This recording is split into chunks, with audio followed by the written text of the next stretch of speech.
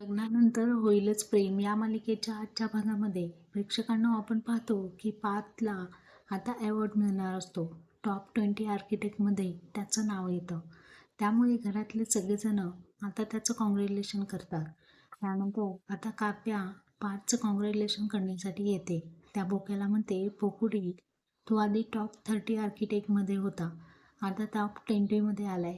त्यानंतर टॉप 1मध्ये सुद्धा येशील आणि तू अशीच प्रगती करत राहा, असं म्हणत म्हणत ती पार्थकडे पाहत असते.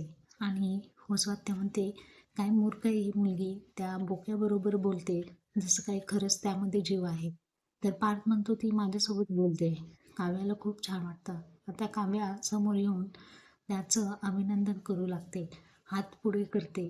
तर पार्थसुद्धा थँक्यू असं म्हणतो. आणि काव्या पार्थचा धरलेला हात सोडायलाच तयार नसते आणि पार्थसोबत ती एक अशी छान गिरकी घेते.